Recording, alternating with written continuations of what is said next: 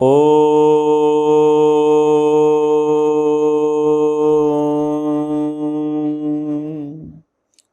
सहना भवतु सहनौ भुनक्तु सह वीर्यं करवावहै तेजस्विनावधीतमस्तु मा विद्विषावहै। ॐ शान्ति शान्ति शान्तिः। सांख्य दर्शन चतुर्थ अध्याय 28वें सूत्र पर विचार चल रहा था। दोष दर्शनाद उभयोः, दोनों में दोष देखना है। किस किस में देखना है? भोग्य पदार्थ में देखना है और भोक्तापने में देखना है। जब तक दोनों में दोष नहीं देखेंगे तब तक हमारी विरक्ति हमारी नहीं होगी, क्योंकि जब तक हमें गुण दिखाई देते हैं तब तक हम वस्तुओं से या व्यक्ति से चिपके रहते हैं, और जब दोष दिखाई देते हैं तो हम उससे विरक्त हो जाते हैं, पृथक हो जाते हैं, मुक्त हो जाते हैं। ये दोष दर्शन जो है जितना अच्छा है उतना ही बुरा है। बस मनुष्य को देखना है कि दोष दर्शन कहाँ करना है और कहाँ पर नहीं करना है। दोष दर्शन के लिए शास्त्रकार कह रहा है कि जब आपको विषय, वस्तु, व्यक्ति से दूर हटना हो, परे होना हो, और केवल एक से नहीं, सभी से, सभी विषयों से, सभी वस्तुओं से, सभी व्यक्तियों से जब आपको परे हटना हो, दूर हटना हो, तो एकमात्र परम औषधि है रोग की, वह दोष। दोष दर्शन करेंगे तो विरक्ति बढ़ती चली जाएगी, एकाकी जीवन बढ़ता चला जाएगा, और प्रभु प्रेम का जो प्रवाह है वो अच्छे प्रकार से चल पड़ेगा। लेकिन यदि आप प्रभु की ओर नहीं बढ़ रहे हैं और कुछ श्रेष्ठ कार्य नहीं कर रहे हैं, फिर आपकी बुद्धि दोषवर्ती है कि आप वस्तुओं में दोष देखो, व्यक्तियों में दोष देखो, तो आप सदोष हो जाओगे और सब लोग आपसे दूर हो जाएंगे। दोष का एक ही धर्म है, दूरी बनाए रखना। आप अगर समाज से, परिवार से, व्यक्तियों से, नाते रिश्तेदारों से, संबंधियों से गुण ग्रहण ना करो, केवल उनमें बुराइयां देखते चले जाओ, तो आप अपने परिवार से, समाज से, सबसे पृथक हो जाओगे। और जब उन पारिवारिक लोगों को, सामाजिक लोगों को पता चलेगा कि ये हमारे गुण तो नहीं देखता है, ये केवल हमारे दोष देखता है, तो वो सब भी दोष दर्शन करने वाले से क्या हो जाएंगे? अलग हो जाएंगे। तो ये साइड इफेक्ट हो जाएगा। ठीक है, तो ये बहुत अद्भुत तलवार है, छुरे की धार है। संभल करके चलोगे तो पार हो जाओगे, और अगर ना समझी की तो कट जाओगे और पार भी नहीं होगे। तो इस दोष दर्शन के प्रसंग को समझें।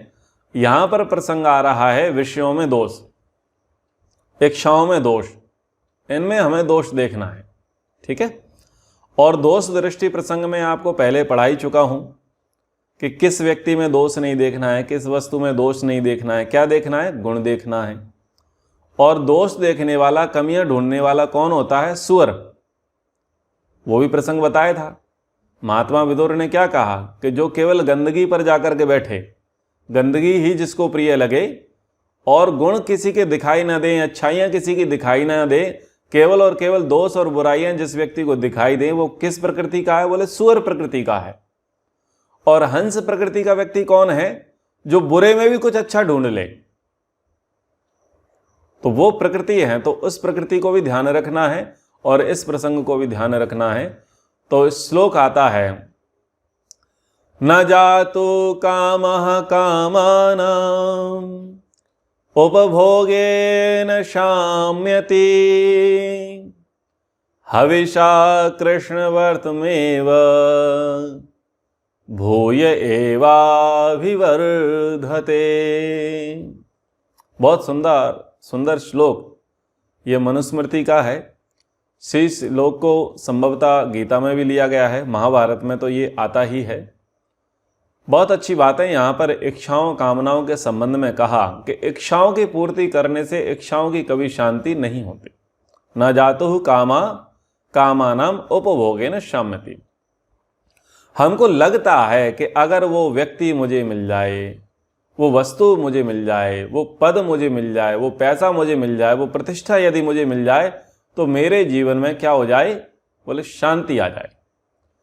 अब जो अप्राप्त है उसकी प्राप्ति की क्या लगी हुई है? आशा, उसकी इच्छा है, उसकी कामनाएं मन में सजोए बैठे हैं और कामनाएं सतत बुद्धि में चल रही हैं। अब क्या गारंटी है कि जिन कामनाओं को लेकर के हम चल रहे हैं, जिन इच्छाओं को लेकर के हम चल रहे हैं, जिन वासनाओं को लेकर के हम चल रहे हैं, जो सपने हम संजो करके चल रहे हैं वो पूरे होंगे ही? ज्यादातर क्या संभावना है ना होने की। चलो हम 50-50 मान लेते हैं कि 50% संभावनाएं सिद्ध हो भी सकती हैं और सिद्ध नहीं हो सकती। हमारी इच्छाएं, हमारी कामनाएं, हमारी वासनाएं 50% वो सफल भी हो सकते हैं और हम उसमें असफल भी हो सकते हैं। असफल हुए तो दुखी, और सफल हो गए तो शांति नहीं है। फिर क्या लगेगा? आनंद आ गया, क्योंकि वो स्टेप चढ़ा ना, एक सीढ़ी चढ़ा, उसको लगा के अगर ये वाली स्टेप चढ़ लूंगा तो मेरा जीवन सुखी हो जाएगा। लेकिन वो जब इस स्टेप पर पहुंचता है तो उसे और कुछ आगे दिखाई देता है, और कुछ आगे दिखाई देता है, तो पिछले एक्सपीरियंस को ध्यान में रखते हुए अब उसकी एक्सपेक्टेशन क्या होती है? बढ़ जाती है। तो यानी इच्छाएं पहले हमने रखी और सौभाग्यवश वो इच्छाएं पूरी हो गई, तो इच्छाएं पूरी होने से कृतकृत्यता नहीं होती। व्यक्ति ये नहीं सोचता कि चलो मैं इस स्तर पर आ गया हूं, इस पड़ाव पर आ गया हूं, तो चलो अब कम से कम शांत रहूं, शांति रखूं, संतोष रखूं जीवन में। नहीं, फिर उसे उसकी ललक लग जाती है, भूख लग जाती है, वो स्टैंडर्ड मेंटेन करने लग जाता है, फिर उसे लगता है कि इससे और बेहतर मिले। तो इसलिए यहां पर कहा कि इच्छाओं की पूर्ति करने से इच्छाएं कभी शांत नहीं होती। जैसे हविषा कृष्ण वर्तमेव भूय एवाभिवर्धते।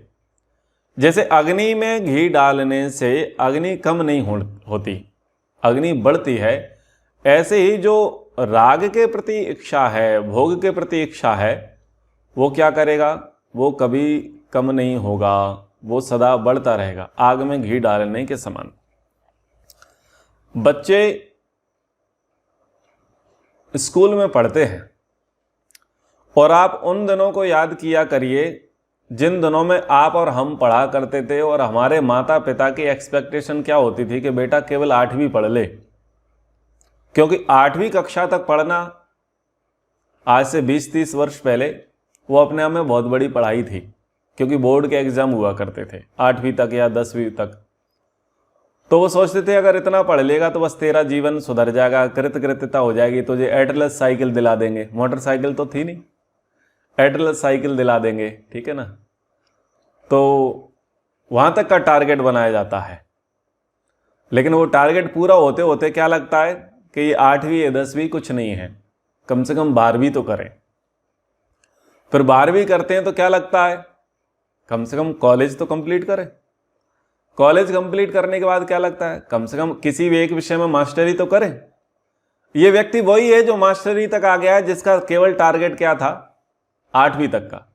जिसके माता पिता की क्या अभिलाषा थी कि हम तो साहब दूसरी में 4 बार फेल हैं, हम दूसरी में 4 बार फेल हैं, अगर हमारा बेटा 8 किताबें पढ़ लेगा, 8 किताबें यानी 8 वर्ष पढ़ लेगा, 8वीं कक्षा तक पढ़ लेगा, तो बस हमारा तो कुल सुधर जाएगा। बताओ, कुल का उद्धार हो जाएगा। लोग ऐसा मानते थे, ऐसा लोग मानते थे। लेकिन वही व्यक्ति धीरे धीरे क्या करता है, वो वहां तक पहुंच जाता है।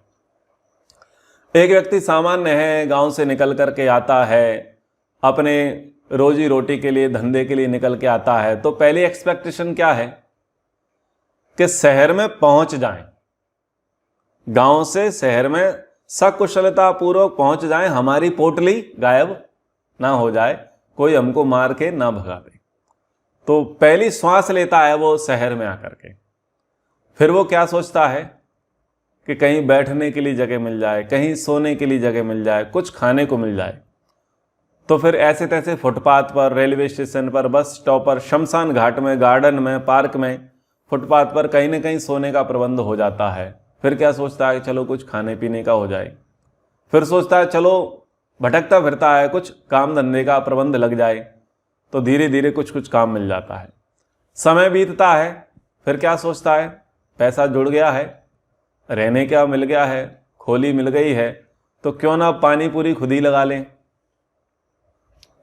मूंगफलियां खुद ही बेचने लग जाएं। वो ये करने लग जाता है।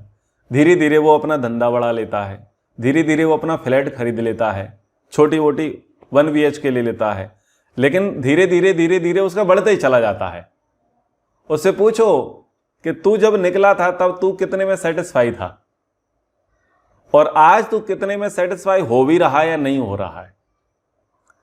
एक खेतों में रहने वाला, झुग्गी झोपड़ बस्तियों में रहने वाला सोचता है कि अगर पक्का घर बन जाए तो हमारा जीवन सफल हो जाए। क्यों? बारिश से बचेंगे, आंधी तूफान से बचेंगे अगर पक्का घर होगा तो ऐसे तैसे करके उसका पक्का घर बन गया।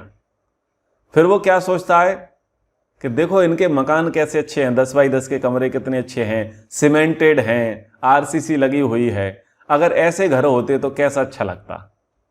तो चलो वैसे घर बन गए, वैसे मकान बन गए। फिर वो सोचता है कि नहीं यार, वो तो 1 BHK 2 BHK कुछ इस प्रकार का होना चाहिए था।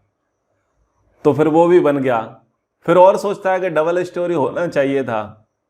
तो ऐसे ऐसे एक्सपेक्टेशन व्यक्ति की बढ़ती चली जाती है, वो उनका पूरा करता चला जाता है। लेकिन अगर उससे पूछे, बोले शांति, बोले शांति कहीं नहीं है।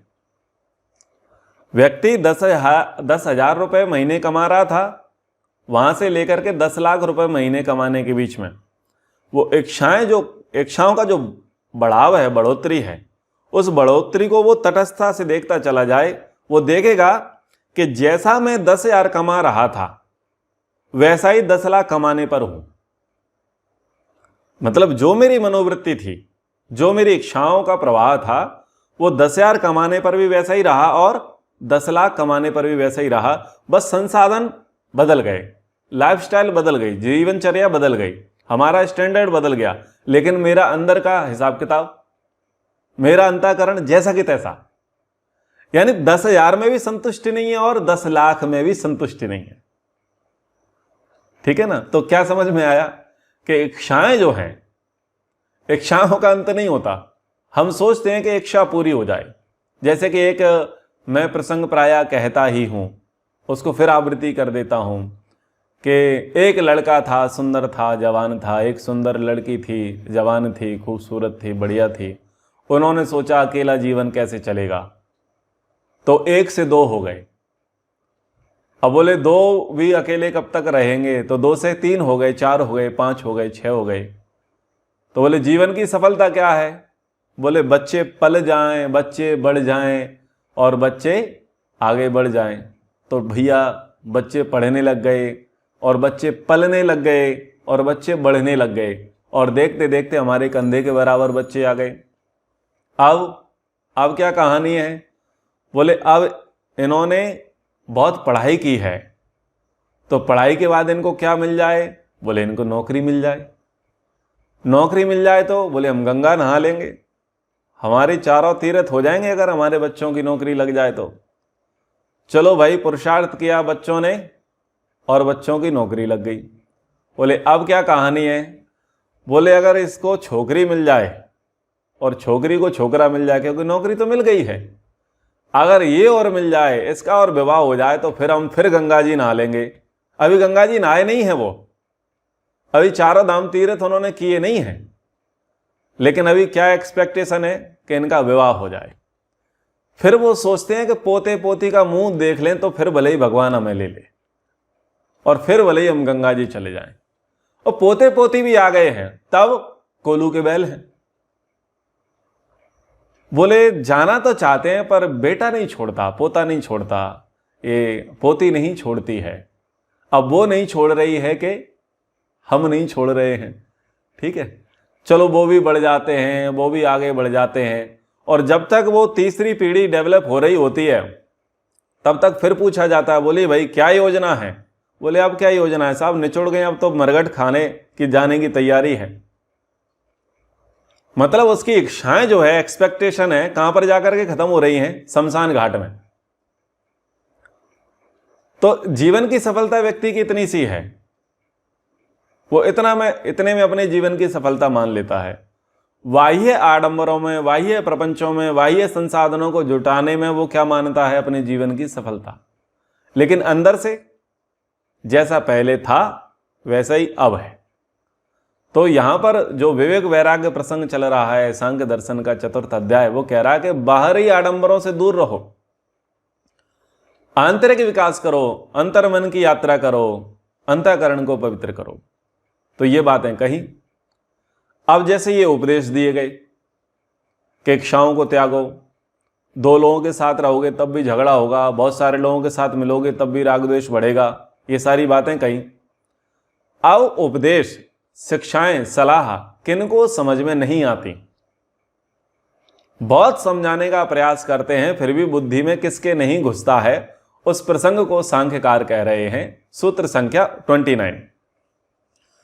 ना मलिन चेतस्य उपदेश बीज प्रहरो अजबत।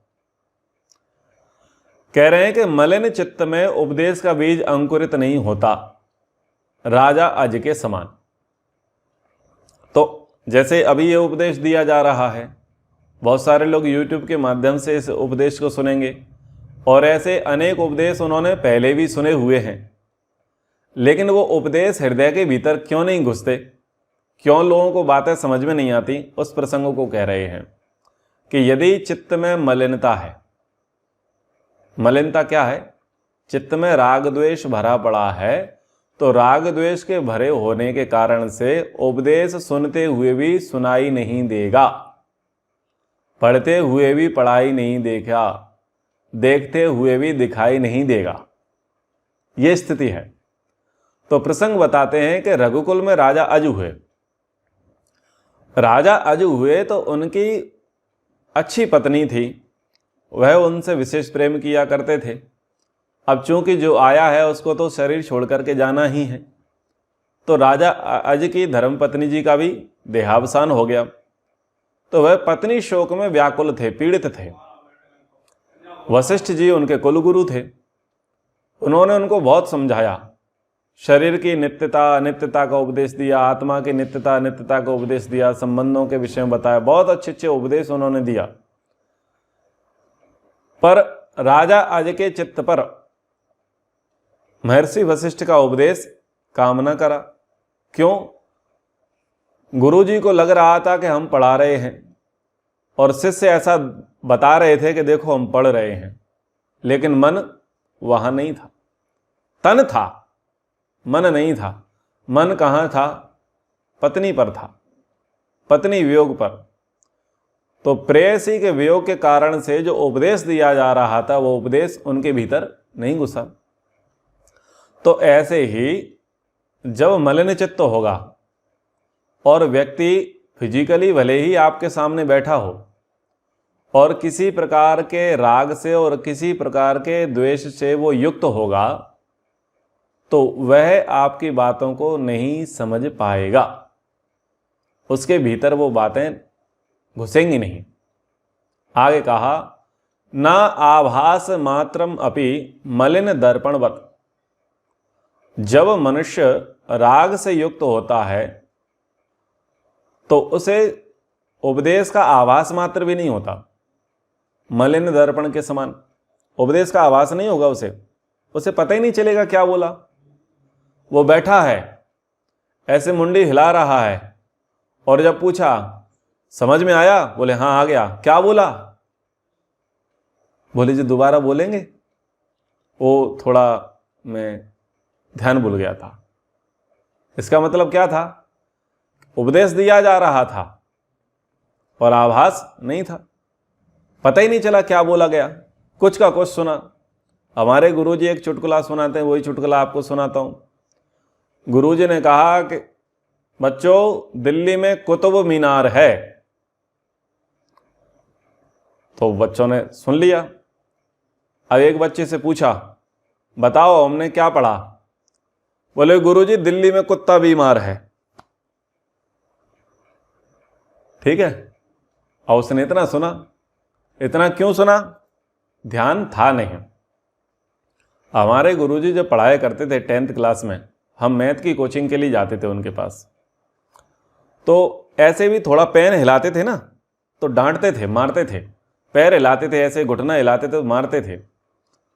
वो ये कहते थे कि इससे चित्त भ्रम होता है, यानी चित्त स्थिर नहीं होता, चित्त की एकाग्रता नहीं बनती। हम आपको पढ़ा रहे हैं, आप पूरा फोकस करके पढ़िए। किसी भी प्रकार की शारीरिक कुचेष्टा मत करिए, क्योंकि उसमें आपका मन जो है डाइवर्ट हो जाएगा और फिर जो हम आपको पढ़ा रहे हैं वो ठीक ठीक आपको समझ में नहीं आएगा। तो ऐसे ही गुरुजी ने कहा था कि दिल्ली में कुतुब मीनार है, कुतुब मीनार है। तो बच्चे ने कुछ सुना और कुछ वो लगा था खेल कूद में। गुरुजी ने पूछ लिया, बोलो हमने क्या बताया? बोले गुरुजी, दिल्ली में कुत्ता बीमार है। तो ये आधी बातें जो स्लिप हो जाती हैं, कैसे स्लिप होती हैं कि हम पूरी कंसंट्रेशन के साथ उसको नहीं पढ़ते, नहीं जानते, तब आधी बातें हमारी बुद्धि में आती हैं और आधी बातें उड़ जाती हैं। तो यहां पर कहा कि राग से लिप्त चित्त में उपदेश का आभास मात्र भी नहीं होगा। उसे पता ही नहीं चलेगा कि मुझसे क्या बातें कही जा रही हैं। सबसे बड़े उपदेशक विदुर थे, द्रोणाचार्य थे, पितामह भीष्म थे। आंखों से अंधे धृतराष्ट्र को वो उपदेश दिए जाते थे। क्या उसको उपदेश समझ में आते थे? नहीं आते थे। उसे समझाई समझ में आती थी? नहीं आती थी। और जब वो शक्ति बरतते, कड़ाई का पालन करते, कठोर वचनों का प्रयोग करते, तो वो क्या कहता? किंतु तात्श्री, बस। लेकिन किंतु परंतु शुरू, यानी आपकी नहीं सुननी है, हम अपनी सुनाएंगे, किंतु, लेकिन किंतु परंतु करेंगे। तो ये स्थिति होती है। कई लोगों को पढ़ाते हैं, सिखाते हैं, समझाते हैं, वो ऐसा फील करते हैं कि हम आपकी सुन रहे हैं, और जैसे ही आपका बोलना बंद हुआ तो वो ये नहीं बोलेंगे कि आपने बढ़िया बताया, बढ़िया सुनाया, वो बोलेंगे किंतु। जैसे कई लोग आकर के पूछते हैं कि भाई मोक्ष की स्थिति क्या होती है, यम नियम क्या होते हैं, किसी एक विषय को लेकर के पूछते हैं। हमारे द्वारा शांति से उनको उत्तर दिया जाता है। हमको लगता है कि वो ऐसे से सुन रहा है, समझ रहा है, लेकिन वो सुन समझ नहीं रहा होता है।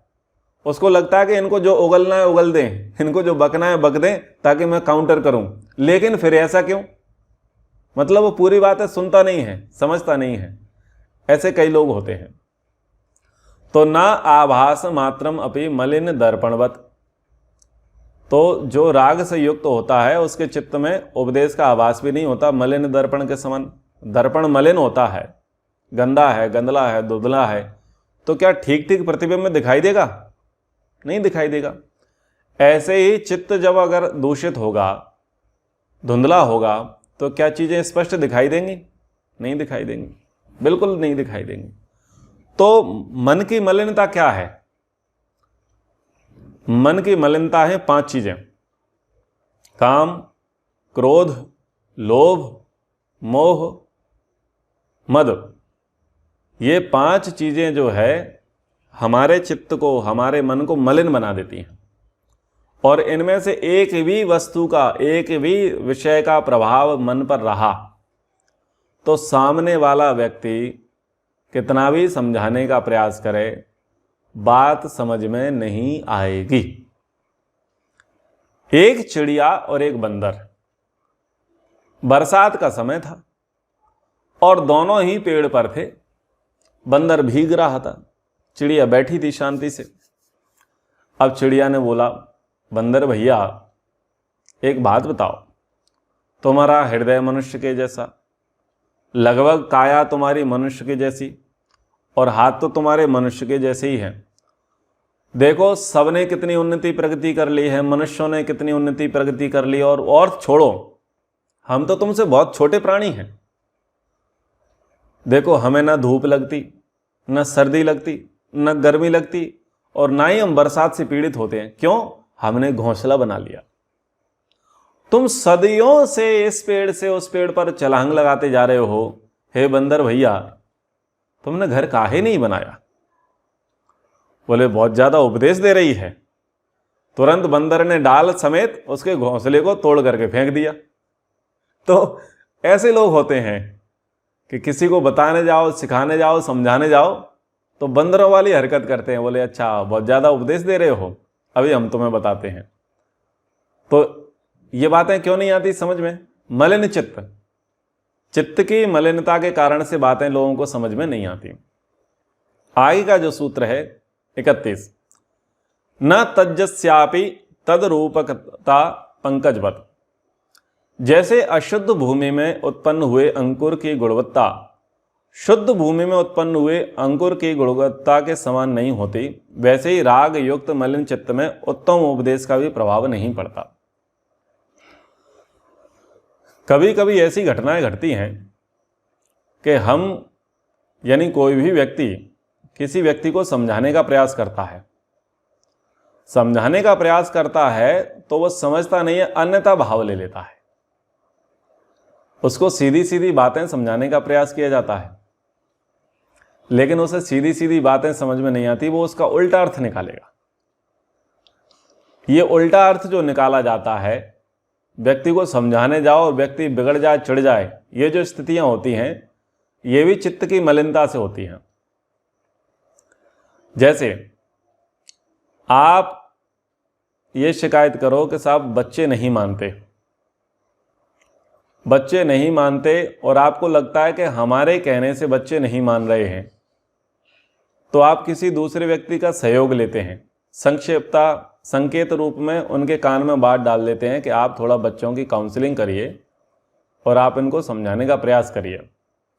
तो आप किसी काउंसलर के पास लेके जाते हैं, साइकियाट्रिस्ट के पास, मनोवैज्ञानिक के पास लेके जाते हैं, किसी गुरु के पास लेकर के जाते हैं, किसी अन्य व्यक्ति के पास लेकर के जाते हैं, और फिर वो बच्चा बैठता है, बातचीत करता है, सारी चीज़ें हैं। तो धीरे धीरे बातों ही बातों में उन प्रसंगों को कहता है वो काउंसलर जिसके विषय में बच्चे के माता पिता ने निवेदन किया था।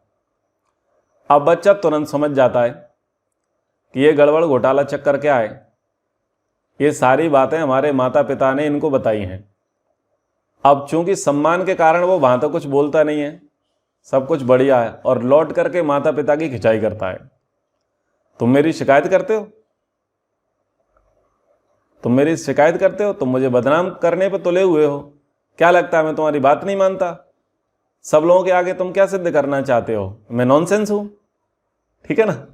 तो ये स्थितियां होती हैं कि वो उल्टा माता पिता पर भड़क जाता है। अथवा क्या स्थिति होती है कि वो मेरी इंसल्ट कर रहे थे, उनको क्या अधिकार था मेरी इंसल्ट करने का? मुझे उपदेश देने का उनका क्या अधिकार था? वो मेरे बाप हैं क्या? वो मेरी माँ हैं क्या? कौन है वो? आए और मुझे उपदेश देने लग गए। तो फिर वो माता या पिता बोलते हैं, अरे कि वो आपको थोड़ा स्ट्रिक्टली नहीं बोलना था।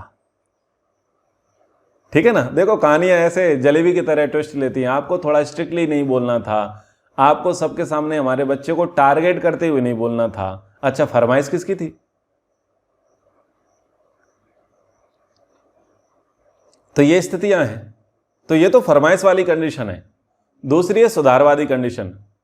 जो समझदार व्यक्ति होता है, वृद्ध व्यक्ति होता है, आयु वृद्ध होता है और ज्ञान वृद्ध होता है, जो अपने लोगों की कुशल क्षेम चाहता है, वो क्या करेगा? वो भी सोचेगा ये बच्चे भी मुख्य धारा में आ जाएं, ये भी संध्या करना सीख जाएं, हवन करना सीख जाएं, स्वाध्याय करना सीख जाएं, अच्छी संगति इनकी हो जाए, अच्छी दिनचर्या इनकी हो जाए, अच्छा खान पान इनका हो जाए। तो अगर कोई धार्मिक व्यक्ति होगा तो वो तो ऐसी अभिलाषा रखेगा ना कि माता पिता के जैसे उनकी संतान भी हो जाए। ठीक है? तो अब वो उसकी भावना क्या है कि माता पिता के जैसी संतान हो जाए, और उसको ध्यान में रख करके वो उपदेश आरंभ करते हैं। उसके बाद से उपदेश बायकॉट, वो गुरुजी के उपदेशों को बायकॉट, यानी अब उनकी क्लास में आना ही नहीं है। बोले क्यों? बोले ये हमें टारगेट कर रहे हैं।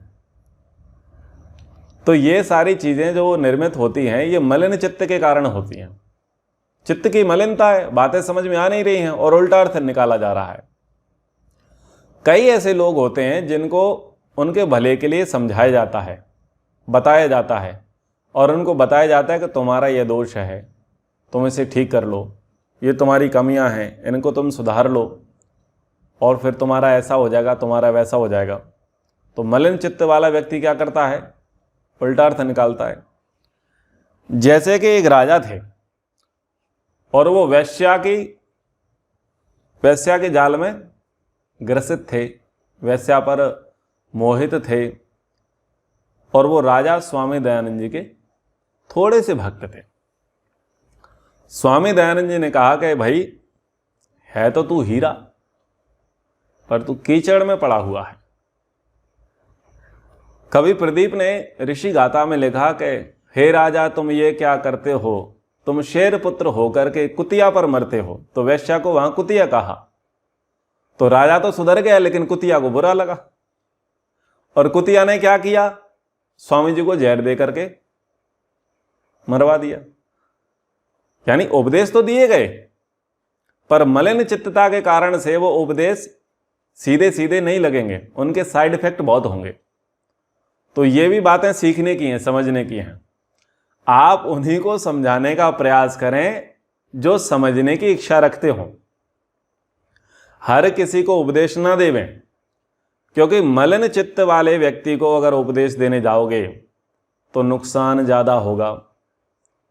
तो यहाँ पर कहेंगे कि अगर उत्तम बीज है और उत्तम बीज को अगर उत्तम भूमि में बोया जाएगा तो उसका उत्तम फल होगा, और उत्तम बीज को निकृष्ट भूमि में बोया जाएगा तो उसका फल ठीक नहीं होगा।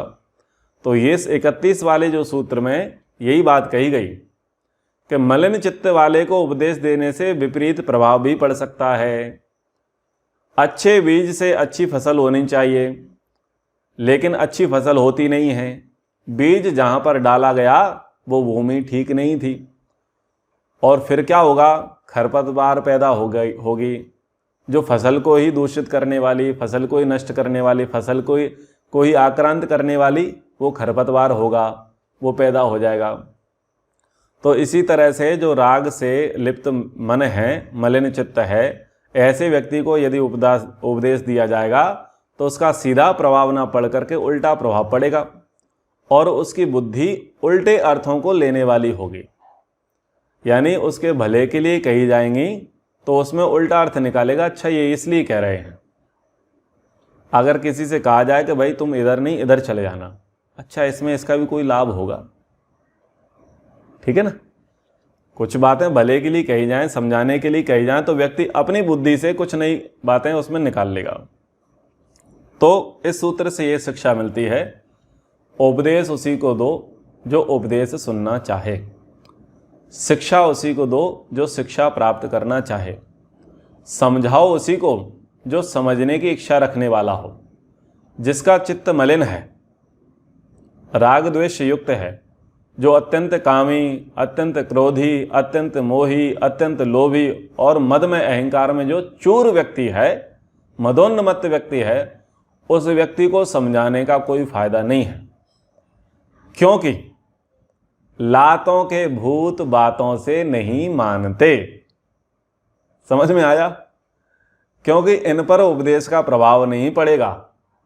ये किसके हैं? सकल ताड़ना के अधिकारी, सकल डंडन के, लट्ठन के, जूतों के, चप्पलों के अधिकारी हैं। ठीक है, इनको यही बातें समझ में आएंगी, यही भाषा समझ में आएंगी। इसलिए आप इन चीज़ों का भी ध्यान रखें।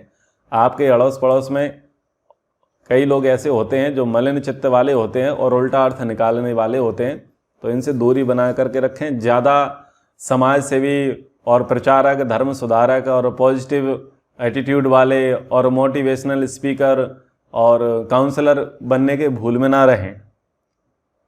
ठीक है, आप सुधार करने जाओगे और बिगड़ करके आ जाओगे, बिगाड़ कर देंगे लोग, पूरा लीपापोती मटिया पलीती कर देंगे।